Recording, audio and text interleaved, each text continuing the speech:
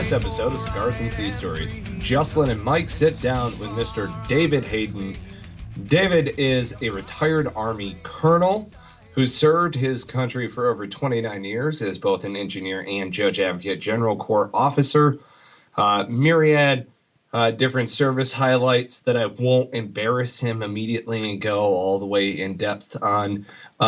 What I would like to highlight, aside from his junior service and everything else, he later on he's a graduate of the U.S. Military Academy, so that's West Point for those of us who don't know what that is. The National War College, the University of Texas School of Law, and U.S. Attorney's Office as a general counsel for a local company. Excuse me, I'm jumping ahead of myself. He graduated from Texas School of Law and holds an MBA from North Carolina State University. So, well-educated man coming here on Cigars and Sea Stories. Does not happen often.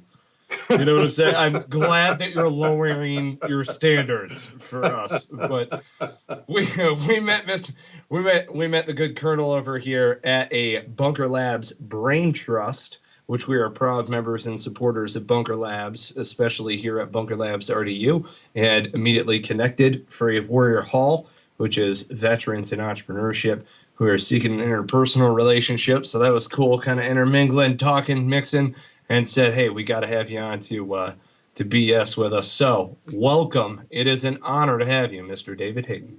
Well, I'm glad to be here, Michael. I really got a big charge out of being with everybody at Bunker Labs the other day, and I hope the follow-on cohorts, when they get staffed with more entrepreneurs, have somewhat, at least try to ascribe and reach the same levels of the people that currently participate. And it's a great bunch. Everybody's got totally different ideas they're working on and pursuing, but just the energy was just made an old man like me feel a little bit younger.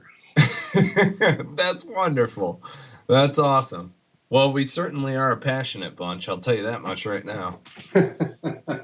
You know what I mean? Yeah. So, hell yeah. I love those brain trusts too, because what I like about them is they kind of slid the BS aside. We do the panel, we do the discussion and stuff like that, but I really enjoy the strong call to actions that we've gotten there as well. You know, it's hey, I can hook you up with that. Let's connect right after this and make this happen. You know, it's that right now. You know, and people are that excited, they're like leaping across the conference room table. You know, I sound like a dork when I talk about it, but we're talking, you know, these are people who are living their dreams, you know, or at least trying to. So well, that was that clearly came across. You get to my point. You've made a lot of mistakes, and as you learn in life, you learn more from your mistakes, much like you learn more from your bad bosses on how to be a better boss. Mm-hmm. And the same thing in the business industry, failure is what leads to success. And you try and do things, and if they work, then great. If you've never had an issue, been successful in everything you've done, you're a very lucky person, but that's not generally the way it works. And the one thing I found when I retired from the Army, God, it's been 11 years now, in industry, you just got to have the persistence to stay the course. And military people understand that. Oftentimes they're underfunded and undersupported, and yet they're expected to accomplish everything without complaining about it. And so they kind of, get calloused about it, and they do it.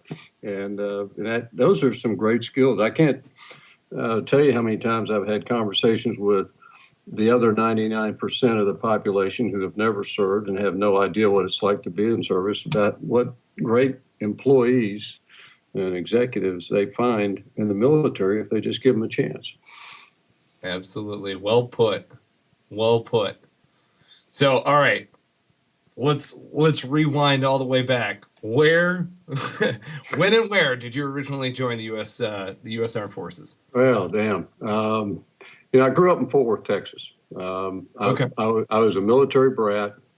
My dad was in the Army for 20 years. He was, but he retired before I was born. So I'm one of those what you call, where did that guy come from, and where's that damn milkman again? I was, like I said, my dad retired in 1950. 1954. He enlisted in the Army in 34 so he could play football because his mother wouldn't let him play football.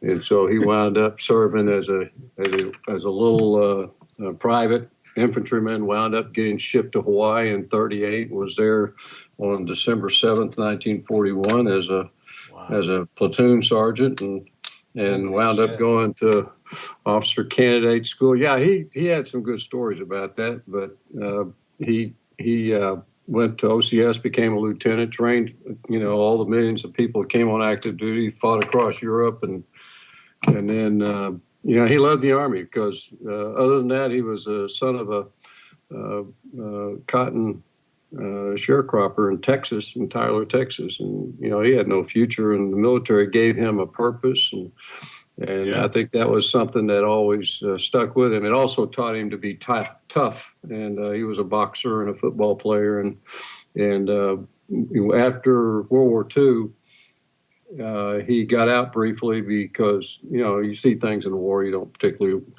want to stay in the Army after that, but right. He was hard when he got out, and he went back into the Army thinking, well, at least I know that profession, and guess what? Korea breaks out, and he gets shipped over when they're in the small Pusan perimeter, and by that time he changed from being an infantry officer to I think air defense artillery or something like that. Was a little bit safer, less frontline action, and they noticed in his file on the boat over to Korea that he had been in the infantry, and so they made him an infantry company commander and stuck him in the Pusan perimeter. And, you're trying to avoid that stuff, and here you go. And so he wound up fighting out and going up the peninsula, and got wounded going across the 38th parallel when they went into North Korea, and he went into a place called Unsan, where with the 1st Cavalry Division, and his unit was the 8th Cavalry. And if anybody Googles the 8th Cavalry, the 1st Cavalry Division, they'll know that on late October of 1950, the Chinese overran their unit and killed and captured most of them. And so he was in the unit that was overrun, but he was able to get back to friendly lines with his some of his soldiers, but he was wounded seriously. And so when he finally got back to friendly lines, they put him in a hospital at Camp Zama in Japan, and he spent a year there before he was able to return to duty. And by that time, they said, you fought enough. They sent him back to the United States to train soldiers. And since he didn't even have a high school diploma as a captain, when he had 20 years, they said, son, you need to leave the service. And they ripped him, reduction in force, which was a term they used back then. Yeah. That's what my DD-214 says. Yeah, reduction in force. Can you believe that? Yeah, they're doing that now. That's why I tell people who are looking for employees, you're getting people who are not just simply retired, people who are incredibly competent, who are being told you need to step out because you don't have that pristine, perfect record, and they're just incredible talent coming out of the service right now. So anyway, so he and then that's when I was born. After that, I guess he had more free time on his hands. Right. So I'm a military brat without having really moved around, and grew up in the same house all my life, which is sort of an aberration for a military brat. But this great figure to help lead you through life, though. Well, he is the toughest person I've ever known. And even in his later life, when he had all these wounds that he had, there were a couple of times where shrapnel would work its way out, and he'd say, he was a tough guy. I don't think if he wouldn't have been as tough as he was, I wouldn't have been born.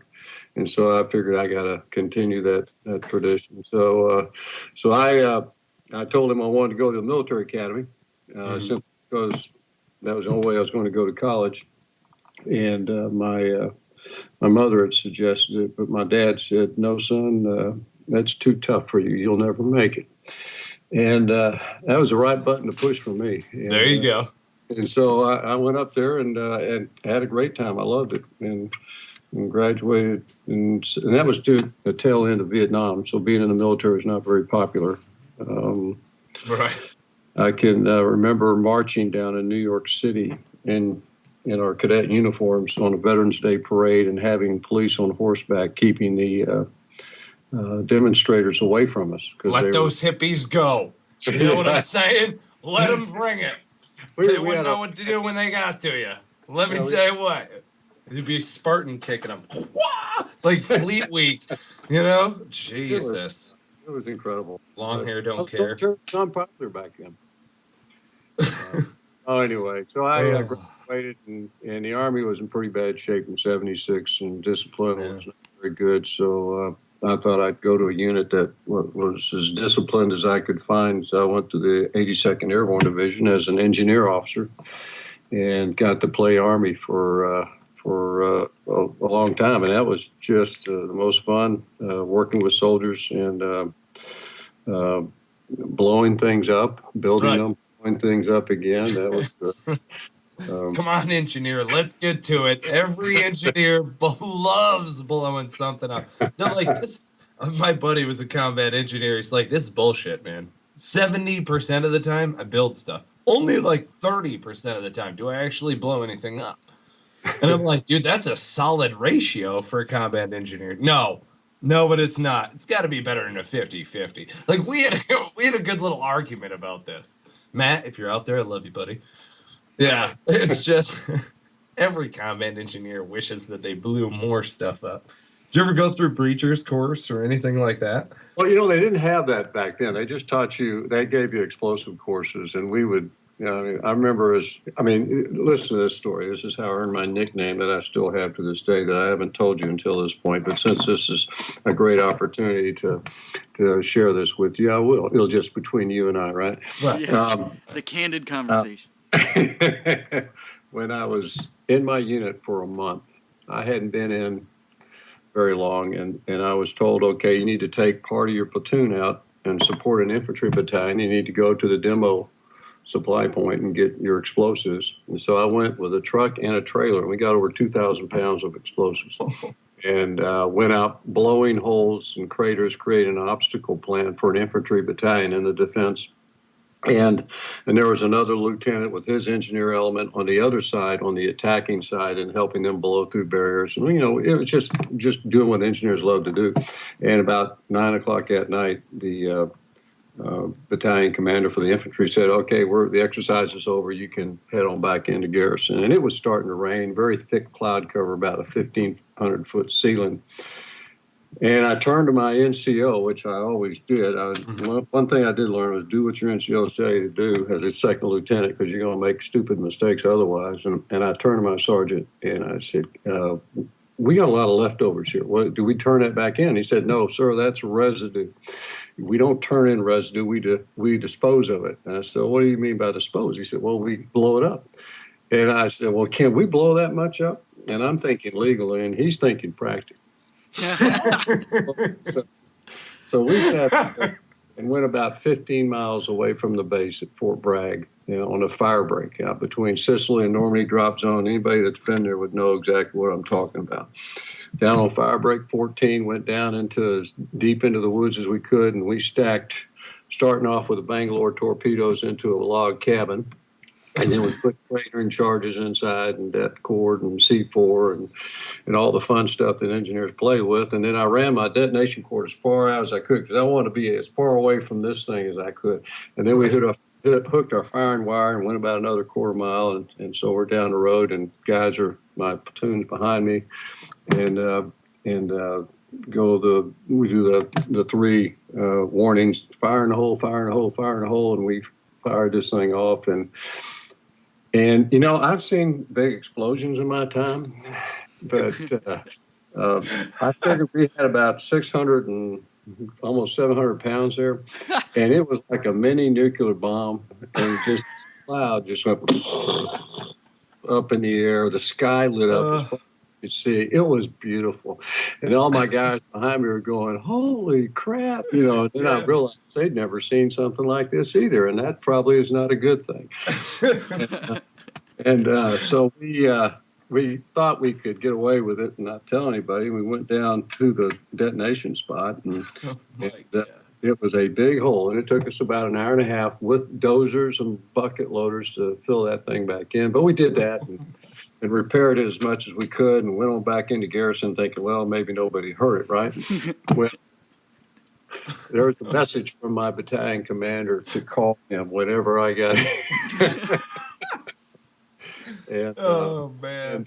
And you know how you take a pebble and you throw it in a pond and the ripples go in a 360-degree range? Oh, yeah. If you take a brick and do it, it's a little bit bigger wave.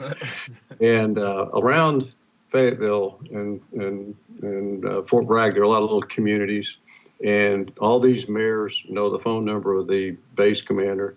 And apparently they did not like this mini earthquake that had just taken place, and everybody was calling him. And I didn't know the extent of damage. I just knew that things were not good. And another thing I later found out from the provost marshal's office, who called me the next morning, you can see where this is going. Right.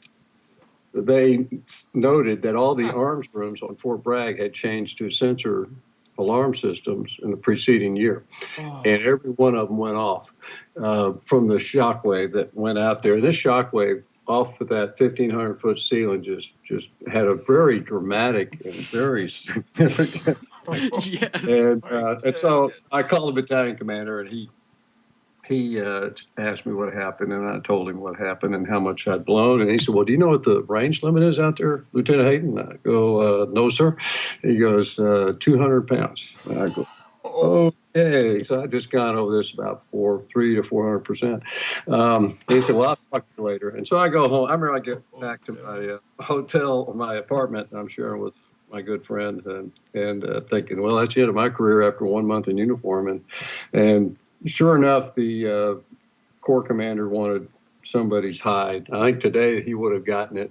The division commander was Roscoe Robinson, first African-American commander of the 82nd Airborne Division. He then calls a battalion commander, my battalion commander, Dan Schroeder, who was a Naval Academy graduate, by the way, to add more gasoline to the fire. And I am his, West Point second lieutenant.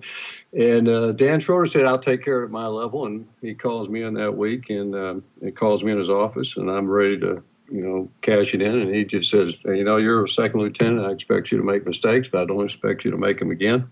Learn from this. You are now and henceforth the heavy demolitions expert for the battalion. And I'm going like, what?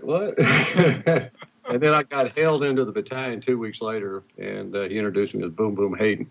And to this day, that's what they call me. And even in my JAG office, or that was always called that. And then later now in my private practice, people have heard this story because one of the company commanders that was in that battalion was later my boss as a 3-star general. And he told the staff about it. Still remembering it, and so it's been that was a great experience. And I'll tell you one final story related to that. Right. A month ago, some friends of ours, their son was getting married, and his soon-to-be wife came to this party that we were hosting so she could meet, family friends. And her father came down, and one of the other people said, "You need to go talk to Grace's dad because."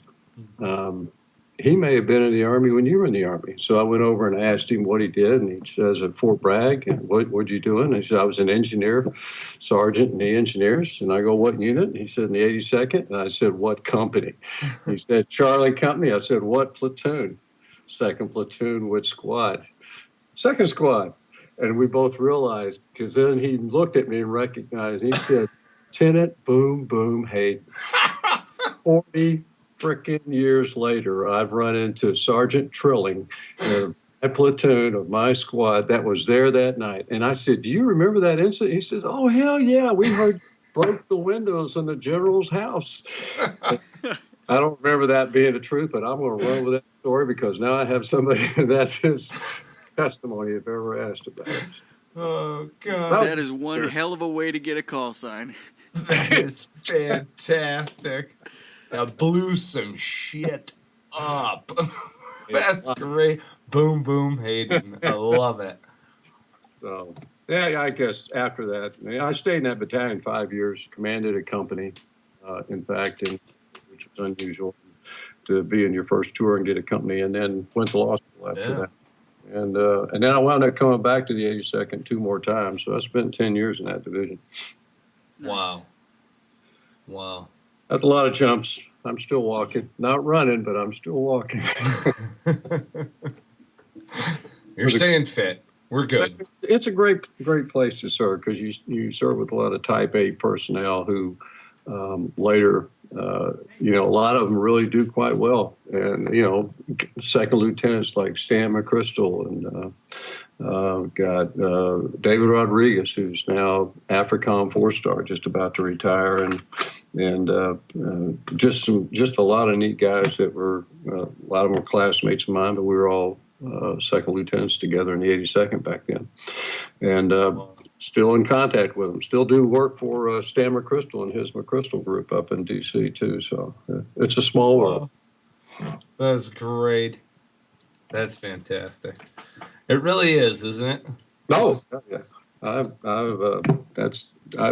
think the relationships you forge under stressful conditions are the strongest bonds you can imagine. And if you're ever able to reconnect with those people, much like when I saw Sergeant Trillian, we hugged each other. We were almost crying because, that was his only 3 years in the Army and as a second lieutenant, as a sergeant in the 82nd. And he always looked back on that with pride. And he said, I was just going through some old pictures 2 weeks ago before he saw me. And I have a picture of you and I standing together at a demolitions range. And he sent it to me on his cell phone the next day. And it's just, I remembered it. It was cool. Can we get that picture? Oh, Do you yeah. know if you have it? Yeah, I still have it. I can send it to you. I'd love I can to. text it to you right now, and as we're talking, I can send it to you. There you go. I may be somewhat handicapped in my technology skills, but this I can do. All right, it's en route. Awesome. Let me know when you get it. There's three people in the picture. I'm the lieutenant to the right with a mustache and a camera, and Sergeant Trillian's. Oh my God! There's a mustache involved. Oh, Jesus. Yeah, not a beard. I wasn't in the Navy. Of course not. Yeah. Right. So it's in route. Let me know when you get it. But no, that was fun. That was I had a great time in that division and in that engineer battalion. When I came back as a JAG and I became a prosecutor, I made sure I kept the engineers as my part of my jurisdiction. So. Right. Oh wow. Look at that stash. You are clearly in charge of something. What do you got there? Is that a camera? Yeah, we were doing a demolitions training for the company and blowing up a lot of stuff. And so I had my brother's camera, and I brought it out there to take some pictures. And he had this picture from 40 years ago and remembered me. And I didn't remember actually when this picture was taken, but I do remember being out the range, and I do have photographs in that range. So, and there was a lot of blowing up there. But see, I was a heavy demolitions expert for the battalion at that point, so you knew I was going to be there. Right. That's fantastic. I don't even know the guy on the left, but that would have been in 1977 because I went to Ranger School and got done in February and then got to the unit in March and had the little experience in about April or May and earned a nickname. And then that would have been about another month later we had that demolitions training. But we were able to remember all sorts of great stories from that time. And it's just funny because his perspective and mine were really not that much different, even though he was looking at it in the eyes of a specialist, later sergeant, and I was just a second lieutenant. But it made me immediately realize, be careful how you treat people. Right. Lives, because your paths may cross again. Right. It's funny. Oh, God. Who was it? One of the guys that we had on here flat out was like, Sergeant Penny, you made my life a living hell at one point in time. Because he left his saw. He left his 249 saw somewhere. Oh, yeah. And we dummy corded it to him. And I mean, he was jingling. He had all this stuff just clang, clang, clang. I think he left a fuse wrench somewhere. Like he was just a cluster. And so we just tied everything to him and he jangled through the desert. And he's like, that was the worst week of my life. and when he said week, it's like, my God, dude, you left him like that for a week? Well, yeah, that's how long we were in the field. I didn't want him losing any more crap. Jesus, what's wrong with you? It's like a walking CRM hanging out of his pockets. So our platoon, dummy corps. People don't realize that dummy corps, but yeah, what they really are, unless they've had to go on the units where you use those things. But in Ranger School, that was everybody had them, because you would always be half asleep and you'd fall down on a perimeter to provide some security, and then you get back up and you lose gloves, you lose your any key essential equipment you had to have. I mean, some people got up and just left their weapon. They were just so out of it, and they have to go back and backtrack and find out where the stuff was. And you move around in the middle of the night, and that's the last thing you want to do, is stumbling in the dark looking for stuff, trying to be quiet at the same time. Right. Yeah, no, I know exactly what you mean. It's crazy because your brain's just not keeping up with you at that point. You're just kind of like, your body, muscle memory, and everything else is just kind of allowing you to trudge forward. Well, it's all good training. Right? If it doesn't kill you, it just makes you stronger, right? Oh, yeah. So let's see here, because I was scrolling through some of these pictures, and I know we were BSing about. Did you go to both Iraq and Afghanistan? I only did Afghanistan. I was at that point on 9/11. I was what the title was, Staff Judge Advocate for 18th Airborne Corps in Fort Bragg. I was at probably the tail end of my Army career, 26 years. I never had deployed at that point, because I always came into the 82nd around deployments. I missed Grenada, I missed Panama, I missed Gulf Storm, because I would come, at other times. And then when I came back as the SJ 18th Airborne Corps, as my fourth assignment at Bragg, and I was thinking, this is it. Do a couple of sleepy years here at the base and run my law office of 50 military attorneys, and then head out to pasture like old soldiers do. And 9/11 happens, and wound up deploying about 4 months later to Afghanistan, to Bagram, and spent a year there. And when I came back, while I was there, we went into Iraq. So I was able to watch on our communications and command meetings that took place every day, the preparation for that, while we were still dealing with all our issues in Afghanistan. And then I came back and went to NORAD Northcom. I got nominated to that, and the 4-star Air Force guy said, yeah, I'll bring you out of there, and rescued me to Colorado Springs for a couple of years. And then I retired. So I never really had a chance to go to Iraq. But I knew a lot of people who did. Right. We weren't missing all that much. It was like, there's a lot of sand, some buildings, stuff like that. It's funny though, because Kandahar, this picture, like I can smell it. It's like in the back of my mouth. It just stinks like crap throughout that entire base. We spent I think 24 hours there, maybe, on a fly through up to Kyrgyzstan. Oh yeah. And it was one of those rare moments where we were asleep in Fob Jackson. Somebody kicked my boots, and I'm like, "Well, yeah, what's up?" And they're like, "You Sergeant Penny, PAT? We're rolling. You got a stick." I'm like, "Oh, cool." So we threw all of our gear into the back of this. Technical, it's just a pickup truck. Drive us over to the airfield. We're on our stick, and it's Air Force, so it's like everything's hooked up over there. We're like, yeah, man, we're going to the chow hall. Mid-rats, it's like 3 hours long. So we do our thing, whatever. We get on the bird at 04. We're the only people on there. There are 12 of us and 2 pilots.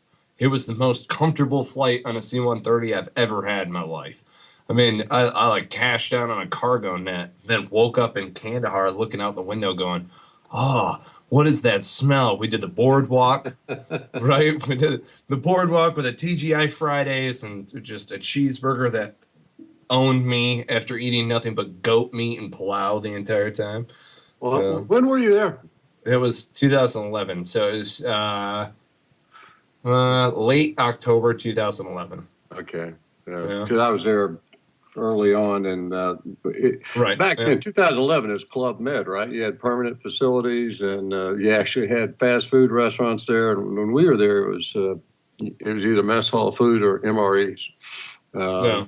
Yeah, and we had cots and tents and plastic portlets were our luxurious accommodations for that whole time. But everybody had different crosses to bear depending on when they were deployed downrange. But one thing I always remember about Afghanistan was the powder, and that got into everything. You come back at night to your wherever you were sleeping, and you'd have to pull the poncho off your sleeping bag because if you didn't cover it up, it would be covered in that fine powdered dust and get into everything. Yes, like we called it moon dust. Yeah. Oh, yeah. It's just incredible. I mean, in our original setup for our mess hall, you'd have to walk about a quarter mile to it, and then you stood in line out in the blowing dust. You go into this tent where the food was prepared. You get your tray, and then you had to walk out of the tent through the blowing dust to another tent to sit down and eat it. And in the course of walking at 50 feet from one tent to the next, you'd get a nice, good, thick layer of dust and dirt on your food. We used to get extra bread just so we could cover our meat and try and minimize the grit that would be in the stuff we were eating. But one time we were in the mess hall line. I had a tendency after our we'd have our operations call. We'd go over to eat afterwards, and I'd usually walk over with a couple of the old colonels. And we were standing, this is probably about the second month we were over there, and we were standing in line, and it was Friday. And Friday was always a special meal. And on this particular Friday, you had miniature pizzas. And so it was pizza night. And that was a big deal. And so we're standing in line. There's 5 of us, the IG, the G6, the chem officer, I think it was the G2, and then the JAG and the G6. That's right. So we're standing there, and all of a sudden the IG jumps up. We hear this low whine, and and ouch, something just hit me. Like he said, like a bee stung him. And one of the guys said, no, you just got shot. And look, and there's a bullet on the ground next to you. What? And sure enough, we looked down, and there was a 7.62 round that had ricocheted and looked like it hit twice because it was bent on both ends, although one of the sides probably hit him. He was a pretty hardcore infantry guy, but he was the IG. And it hit him in the hip. And he said, that hurt, guys. And so we're thinking, maybe somebody's shooting at us, and maybe we ought to get out of this line. It was a long line, and take cover. But then we thought, but it's Friday, and it's pizza night, and we lose our space in line. So we thought about it a little bit, and there were some Polish engineers, because we had 32 different countries and this up at Bagram at that time, and the Polish engineers were speaking to each other and looking at our guy and just freaked out about what just happened. And I said, "Don't worry, we're Army colonels. Bullets just bounce off of us." And then we picked up the bullet, and it was too hot to hold. It was that fresh, and we went in and stayed in line. Probably not the smartest thing, but it was Friday pizza night. Got our pizza. Went over to the tent, sat down, and about that time, then the IG started realizing that, if that had really been a bullet, I would have been seriously injured or killed. And he said, guys, I'm just not hungry. And so 2 of us immediately pointed to his pizza and said, you going to eat that? So we ate the pizza. And but we did all, it seemed like at the same time, we turned to him and said, do not put yourself in for a Purple Heart. This is not So we will deal with you if you even think about doing something stupid like that. So we shamed him out of it. But that was one of my more interesting memories of Afghanistan. Along with all that, just that dust and grit. It just was miserable. But you got that stuff. It's probably luxurious compared to the accommodations in lots of places in Iraq. So, but let me tell you about cigars, because that was one of the things you asked me. Yeah. Yes. So how does cigar play a role in winning the war in Afghanistan? So, if you would call it a win, it was there for a while. When we got over there, it became kind of thing to do. Just kind of hang out together at the end of the day, sitting there, because you had no lights, no ambient light to distract you from the beautiful skies you had there. And so we started, one guy started getting cigars, and another couple of guys got cigars. My wife sent me, after I wrote her and told her about what we were doing, she went to a cigar store and said, give me your 10 best cigars. And she sent them all to me and said, smoke them and find one that you like the best, and I'll send you a box for your birthday. And I thought, well, that's pretty nice. And so I approached this like an intelligent lawyer. I scientifically analyzed each one as I smoked it. I rated it on the burn. I rated, how smooth and round the burn was, had the taste, the flavor, the buzz. I had all these different categories. And I did all 10 of those cigars, and one in particular I thought was the best of the bunch. And I told my wife, and got a box of those Romeo and Juliet Churchills, and those were sweet. They were, well, not sweet in terms of taste. It was just really good. And so got those. And as people who would come visit us realized that we like cigars, they'd almost always bring cigars to supplement our stash. And I also had a chance to go to Bahrain for a week for a conference, and got some Cubans and brought them back, and I would hand those out, and people were giving me several in return. So I don't think I ever bought another cigar after that. Nice. And we would just have our little get-togethers, and at different times of day, we usually all the colonels would get together and just smoke cigars and think lofty thoughts and try and solve the world's problems, and just laugh about everything and anything that went on, because there was always something funny going on in theater. You'd hear stories from people downrange about,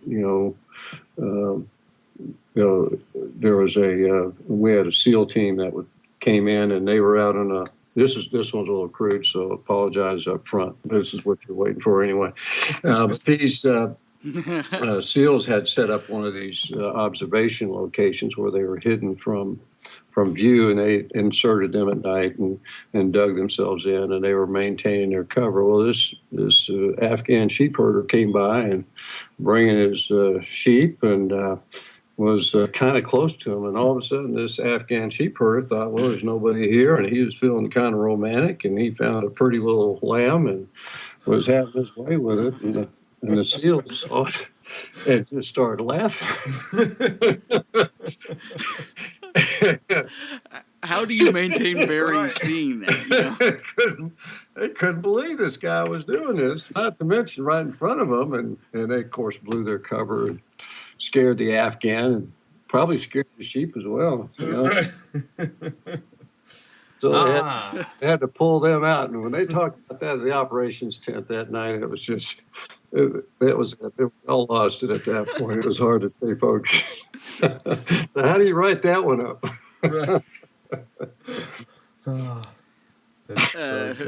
Military-aged individual started having relations with his livestock.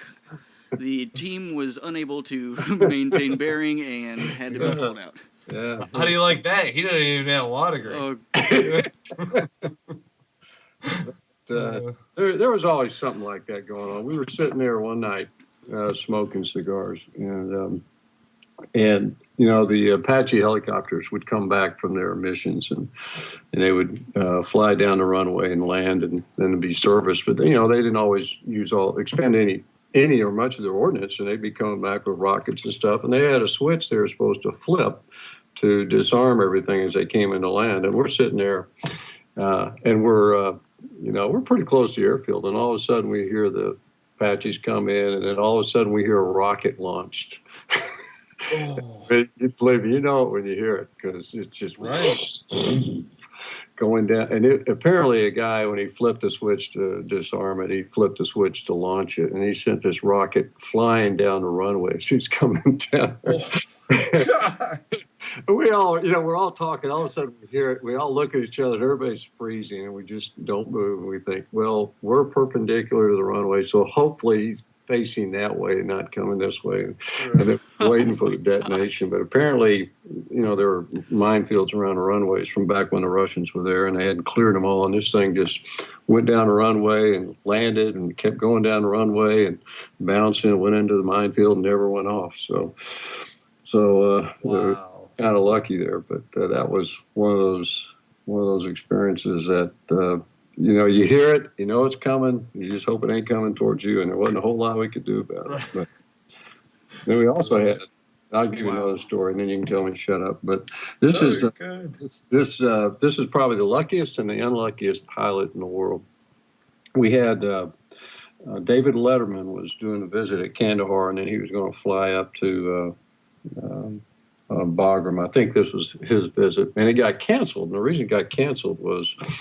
We had one of our allies were flying F-16s, and it was a rainy night, and the pilot was loaded with weapons and bombs and was coming in too fast, and he was going down the runway too quick, and he went off the runway into the minefield with all this ordnance on his aircraft. Wow. And then he ejected just as he went off the runway. And so the plane goes, and then it's finally noses down, nose gear collapsed, and the engine's just going full blast. And he's in a parachute. He's ejected up in the air, and he comes down and lands in the minefield, rolls up his parachute, and walks out of the minefield back onto the runway. And this engine on his plane is still going strong, and nothing else has happened, no detonation of any mines. And there were mines all over that place. And one Air Force soldier, hero, went down through the path of the wheels of the plane, climbed up on the plane and turned it off. Turned off the engines. And so we have this F-16 loaded, with everything you can imagine, just sitting out there in a minefield. And so how do we get it out of there? And so they eventually, they removed all the ordnance from the plane, and they took a Chinook helicopter and attached cables to the F-16 and picked up the F-16 that way and brought it back to the runway and set it down so the F-16 looked like it was bowing. And then they lowered the Chinook and parked in front of it like the F-16 was bowing to the Chinook. The Army aviators took more photographs of that setup, and you can imagine the story they were telling at operations meetings after that about how they're is bowing to the superior aviation of the armed forces. Oh God! So that's another great little story. But so anyway, I did that. I did that year over there, and was working with General McNeil, and just a great commander. And you have stupid things happen, and you have really great things, and you have sad things happen. And the thing I always wished hadn't happened was that we went into Iraq as fast as we did, because you could just see the A-team being pulled out of Afghanistan to assemble to support the mission into Iraq. And in Afghanistan, which we had a plan to get in and out of there in 4 years, became a backwater operation, and they would, they used minimum force to address that, and they put all the main effort into Iraq, and that allowed the Taliban to get back over there. But anyway, but that's another story entirely. Right. Well, and that in and of itself was the impetus for me to volunteer for that third tour and wind up going back to Afghanistan because all heated up. Yeah. I was an instructor. I'm like, what is going on over here? Yeah. Need some trigger pullers. Let's do this. So, yeah, I know what you mean. It's crazy. I tell people we play terrorist ping pong. Yeah. That's the easiest way, especially between Ramadi and Fallujah. It was just, back and forth. Ugh. Yeah. It's pretty crazy. Well, there were no front lines. Everybody was at risk. Mm-hmm. And you moved anywhere. And so, I don't think we've ever had a conflict where we had every single person that was downrange in the combat zone was at risk of IEDs or attacks or whatever. And that's, it's so different from what we had experienced up to that time. No telling what the next one's going to be like. Right. You got to finish these first, though. Right. Yeah, at some point. Come on, let's put a deadline. Well, my deadline was 4 years after we went in, and that was supposed to be it. And then if they hadn't fixed it by then, then they'll figure it out without us. But, we're not going to invest any more national treasure over there. But that got outvoted. Right. Oh, anyway. Ugh. Are we, how much time we got left? I got another story. Yeah, give us another one. Come on. Well, this is a little more serious. This is something else I do on the side. I'm involved in the North Carolina Heroes Fund, which is a nonprofit here in North Carolina to help veterans. And our purpose is to address a niche that's not addressed with other veteran support organizations. We provide financial grants to veterans that are experiencing, veterans or their families who are experiencing temporary financial challenges. And, we helped a Marine widow who her husband was a Marine who got out in 2010 and killed himself in 2014. Serious episodes of PTSD.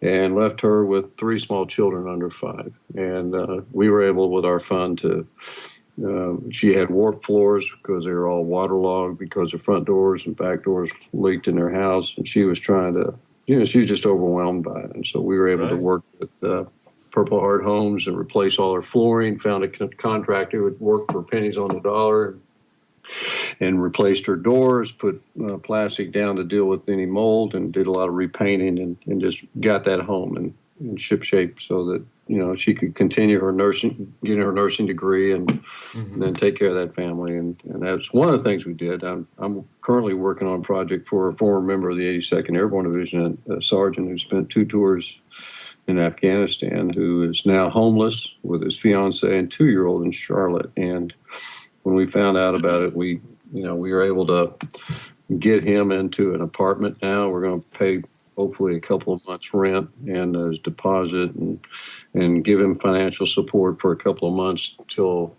his disability payments are able to get started. And also he gets a stipend because he's going to college, community college, and the post 9/11 GI Bill, they'll give you a stipend of about $1,400.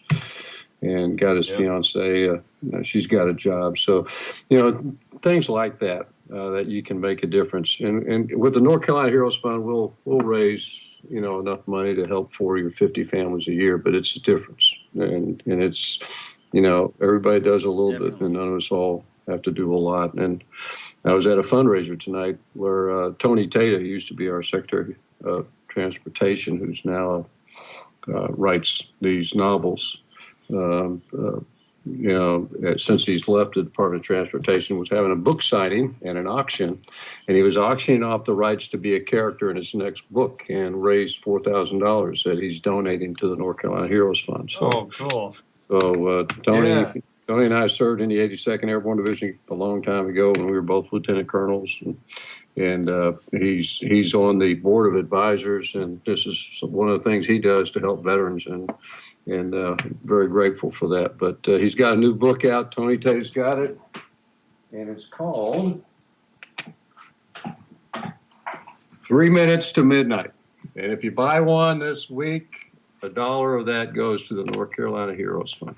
That's the end of my story. Nice. If you want to read about it, you go to ncheroes.org. Anyway, that's it.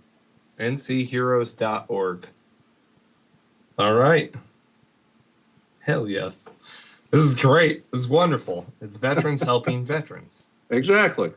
That's what it's all about. Love it. That really wonderful. Is. It really is. Well, Michael, Sebastian, what else you want to get from me? Way past my bedtime. I know, right? You and me both. Now we're going to have to sign off here. Otherwise, we're going to run out of... You're doing this on tape reels, right, Jocelyn? We took it old school. right? Yeah. I just wanted to make sure. It's just reel to reel. Yeah, Something tape like, reels, yeah. something like I've been splicing them together. Don't you worry. pressed We're record good. though, right? It was. Oh, okay. Yes, Okay. I did. All right, cool. Yeah, we haven't done that one yet. Knock on wood. Knock on wood. You know. It's been wonderful having you on. Honestly, it's been great. We'd love to have you on again some point We in certainly the do not too appreciate distant it, yes. future. We can talk about everything that you're doing as far as the nonprofit and where we're going with Bunker Labs and working with veterans and entrepreneurship and all of this other craziness that's going on in RTP right now. So, positive craziness. Thank you. Yes, absolutely. This has been great. I love your sea stories. They're fantastic. Hell yes. Oh god, especially a Chinook being craning an F-16 out of the minefield. That's pretty good. A whole slideshow on that. The top 10 reasons why the Army Aviation Corps is better than the Air Force. Well, if you have one available that you could email to Mike, we can put that up on the show description. Yeah. I'll send it tomorrow, and you're going to get a kick out of it. Trust me. Wonderful. Yes, please. It was do. put together by an Air Force one-star who was so embarrassed he went ahead and did it to his own Air Force. Perfect. We had a good bunch. Very good. Very good. Oh, Lord. Mr. David Hayden, thank you so much for coming on. Tell everybody out there in listener land, make sure that you subscribe, rate, and review the podcast. You can find us on Stitcher, iTunes, or Player FM. We love getting your comments, feedback. We love hearing from veterans from all 5 branches. By all means, get in touch with us if you want to come on the show. We also love hearing from people who just think we suck. You know, and tell us how to do better, but, you know, I mean, it does help. Your comments make the show, so... Be looking in the not too distant future. We've got some other marketing stuff and some new sponsors who are coming on. And thank you so much to our current sponsors, veteranslist.us, First Data, and Counter-Strike Coffee. As always, you can hit us up for our Cigars and Sea discount codes. Head over to cigarsandseastories.com/resources, and you can find all of our sponsors on there and more to come with that, as I've said. So, there we have it. Mr. David Hayden, thank you so much. All right, gentlemen. Have a great day. Hey, likewise. You as well. Thank you so much, sir. Jocelyn, cue the music, brother.